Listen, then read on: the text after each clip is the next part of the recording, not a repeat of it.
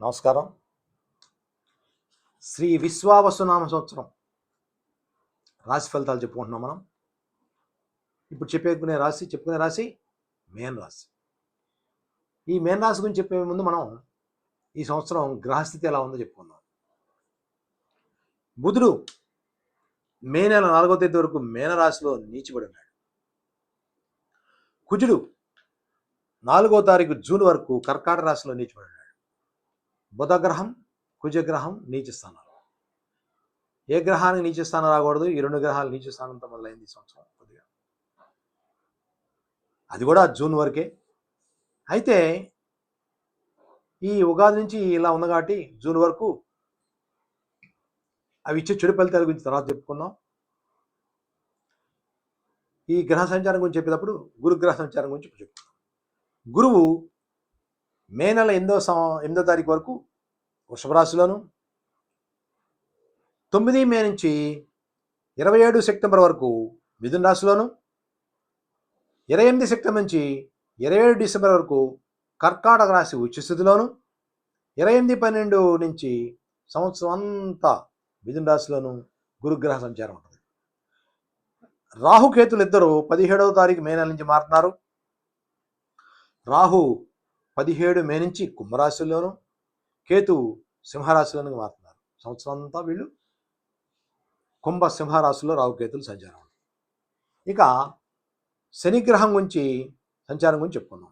17వ తారీఖు ఏప్రిల్ వరకు కుంభరాశులను, 18 ఏప్రిల్ నుంచి 9వ తారీఖు అక్టోబర్ వరకు మేన రాశులను, 10 తారీఖు అక్టోబర్ నెల నుంచి 10వ తారీఖు జనవరి 26 వరకు మరల కుంభంలోను, 11వ తారీఖు జనవరి 26 నుంచి సంవత్సరం అంతా మేన రాశిలోను ఈ శని గ్రహ సంచారం ఉంటుంది. ఇది ఈ సంవత్సరం గ్రహ సంచారం. ఈ గ్రహ సంచారాన్ని బట్టి మనం గోచార ఫలితాలు చెప్పుకుంటాం, సంవత్సర ఫలితాలు చెప్పుకుంటాం. అయితే ఇప్పుడు మేన రాశి గురించి చెప్పుకుందాం. ఈ మేన రాశి గురించి చెప్పేటప్పుడు మనం ఈ రాశి వారికి ఆదాయం 5, వ్యయం 5. ఆదాయ వ్యయాలు సమంగానే ఉన్నాయి. రాజపూజ్యం 3, అవమానం 1. ఇది పర్లేదు. ఇది ఈ కందాయ ఫలితాలు ఎలా ఉన్నాయి. ఇక మేన రాశి వారికి రాశిస్థానంలో పంచగ్రహ కూటంతో ఈ సంవత్సరం స్టార్ట్ అయింది. రవి, చంద్ర, రాహు, శుక్ర, బుధులు రాశిస్థానంలో ఉన్నారు. 3వ స్థానంలో గురుగ్రహం ఉంది. 5వ స్థానంలో కుజుడు నీచిపడ్డాడు. 7వ స్థానంలో కేతు ఉన్నాడు. అలాగే 12వ స్థానంలో వ్యయ స్థానంలో శని భగవానుడు ఉన్నాడు. ఇది గ్రహస్థితి.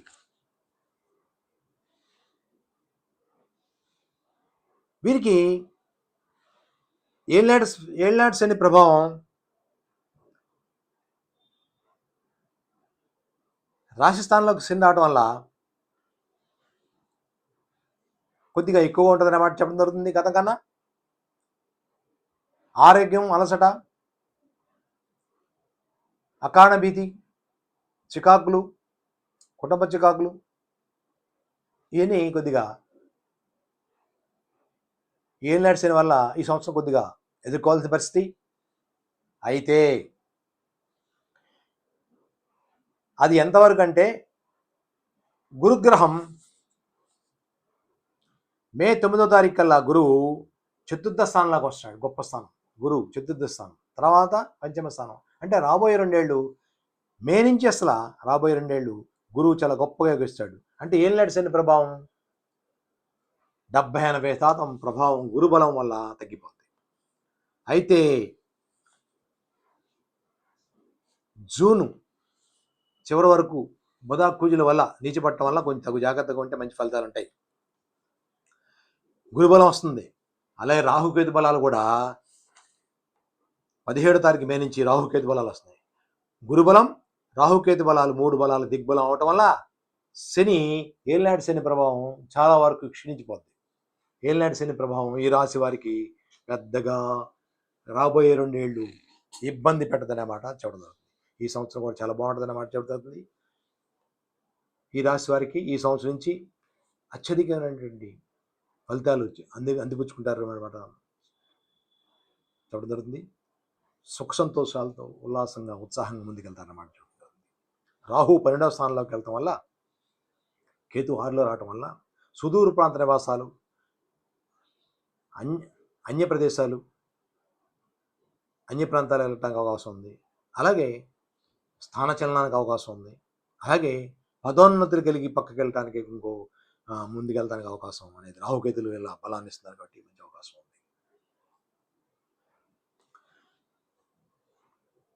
కుటుంబం బాగుంటుంది, జాతకుడి పరిస్థితి బాగుంటుంది, జాతకుడు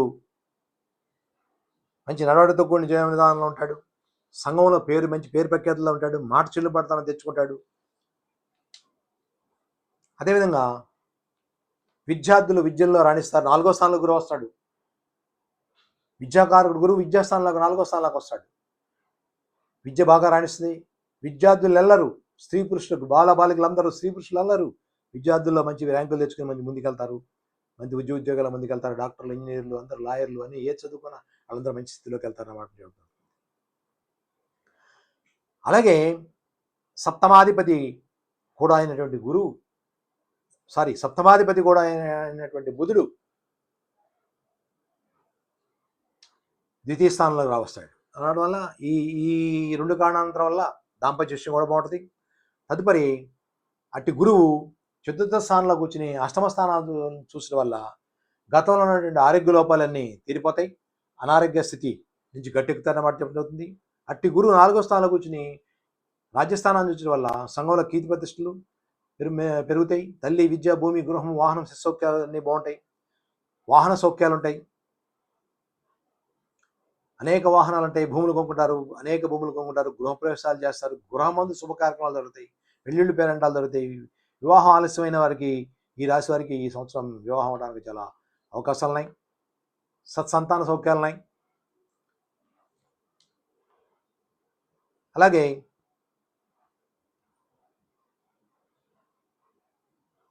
అనేక ధర్మ కార్యాచరణలకి ధనాన్ని వెచ్చిస్తారు. పుణ్యక్షేత్ర దర్శనాలు కూడా చేస్తారన్నమాట గురు దృష్టి వల్ల. ఇక శని రాశిస్థానంలో కూర్చోడం వల్ల ఉష్ణ సంబంధమైన అనారోగ్యాలు, తలనొప్పి ఇలాంటివి తెప్పిస్తాడు. గురుబలం వల్ల చాలా వరకు తగ్గుతాయని చెప్పాను. అటు శని తృతీయ స్థానాన్ని చూచడం వల్ల సోదర సోదరీమణులతో సత్సంబంధాలు ఉన్నప్పటికీ సోదర భావానికి తప్పు, సోదరికి కొద్దిగా స్వల్ప ఆరోగ్య నలతలు ఉంటాయన్నమాట చెప్తుంది. అట్టి గురు సప్తమ స్థానాన్ని చూచడం వల్ల అట్టి శని సప్తమ స్థానాన్ని చూచడం వల్ల కలత్రానికి, అంటే భర్తకు కానీ భార్యకు కానీ ఆరోగ్య లోపాలు అనమాట. అట్టి శని రాజస్థానాన్ని చూచడం వల్ల కొద్దిగా సంఘంలో గౌరవ మర్యాదలు ఆయా సందర్భాల్లో తగ్గడానికి అవకాశం ఉంది. అంటే శని శుభాశుభ మిశ్రమ ఫలితాలను ఇస్తున్నాడు. అయినప్పటికీ గురుబలం వల్ల ఇవన్నీ చాలా వరకు నష్టాలన్నీ సమసిపోతాయన్నమాట చెప్తున్నారు. కుటుంబం బాగుంటుందని చెప్పాను, బంధుమిత్రాదులు సఖ్యత బాగుంటుందని చెప్పాను, శత్రువులు ఎల్లరూ మిత్రులు అవుతారన్నమాట కూడా చెప్తున్నాను. విద్యలో రాణిస్తారన్నమాట చెప్పాను. సంతానదారు సౌఖ్యాలు ఉంటాయన్నమాట చెప్తున్నాను. సంతానదారు సౌఖ్యాలు కడిగి జీవిస్తారన్నమాట చెప్తాను. అయితే కొద్దిగా 3 నెలల పాటు, రాబోయే 3 నెలల పాటు జూన్ నెలాఖరు వరకు శత్రుభీతి, జ్ఞాతి వల్ల తలనొప్పులు, రుణ సంబంధమైన వివాదాలు ఉండడానికి అవకాశం ఉంది. ఆరోగ్యం ఈ సంవత్సరం చాలా బాగుంటుంది. భాగ్యవంతమైన జీవనం నడుపుతారు. పితృభాగ్య సౌఖ్యాలు, మేనమామ సౌఖ్యాలు ఉంటాయి. సంఘంలో కీర్తి ప్రతిష్టలు బాగుంటాయి. ఈ రాశి వారికి వృత్తి ఉద్యోగాల్లో ఉన్న వారికి బాగుంది. వ్యవసాయదారులు బాగుంది. అలాగే మత్స్య పరిశ్రమ వారికి కూడా బాగుంది. అయితే కళారంగం వారికి, ఈ రాశి వారికి ఏ విధంగానూ బాగాలేదు. నాటక కళా పరిషత్తు, సినీ రంగం వారికి ఏం బాగాలేదు. ఈ రాశి వారు కొంతమంది వల్ల, ఈ మేనరాశి వారు కొంతమంది వల్ల సినిమా రంగంలో కానీ కళారంగంలో కానీ చెడ్డ పేరు తెచ్చుకుంటారనే అవకాశం ఉంది. అలాగే బంగారం వెండి వ్యాపారాలు పనికిరావు. వడ్డీ వ్యాపారాలు కలిసి రావు అనే మాట ఈ రాశి వారు చెప్పడం జరుగుతుంది. విద్యాలయాలు వ్యాపారం చేస్తుంది, బాగానే ఉంటుంది. రియల్ ఎస్టేట్ వ్యాపారాలు చేస్తుంటే బాగుంటుంది అనమాట చెప్పడం జరుగుతుంది. మొత్తం మీద ఏలినాటి శని ప్రభావం ఉన్నప్పటికీ అది కొంతవరకే, ఆ ప్రభావం ఎక్కువగా ఉంటుంది అనుకున్నప్పటికీ 30% వరకే ఉండబడద్ది. అది కూడా గురుబలం వల్ల గురు శని ప్రభావాన్ని తగ్గించడం వల్ల గురువు రాబోయే 2 ఏళ్ళు బాగుంటుంది. రాహుకేతులు రాబోయే సంవత్సరాల కాలం బాగుంటున్నారు. స్థానచలనం ఉంటుందనే మాట చెప్పాను. ఇతర ప్రాంతాలు ఇతర దేశాలకు వెళ్ళే అవకాశం ఉందన్నమాట మరొకసారి చెప్తున్నాను. అందువల్ల గురుబలం గురుబలం రాహుకేతు బలాలు 3 బలాలు దిగ్బలంగా ఉన్నాయి. ఏం భయపడాల్సిన పని లేదు. గతం కన్నా మెండుగా గత 2.5 సంవత్సరాలు 3 సంవత్సరాల కల్లా ఈ సంవత్సరం రాబోయే సంవత్సరం చాలా బాగుంటుందని మాట చెప్తున్నాను.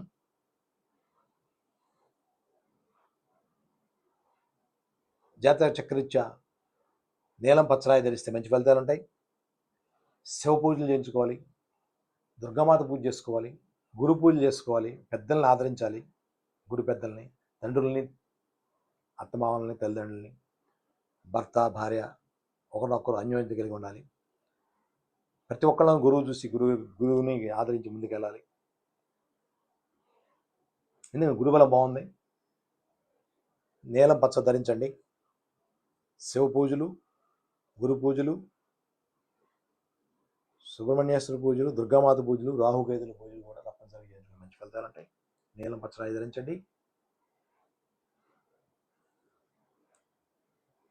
వీరికి ఉత్తర దిక్కు కలిసి వస్తుంది. మొత్తం మీద ఈ రాశి వారికి 35% సామాన్యంగాను, 60% మంచిగాను వేగిస్తుంది. ఇక్కడితో ఈ మేన్ రాశిని ముగిద్దాం. నమస్కారం.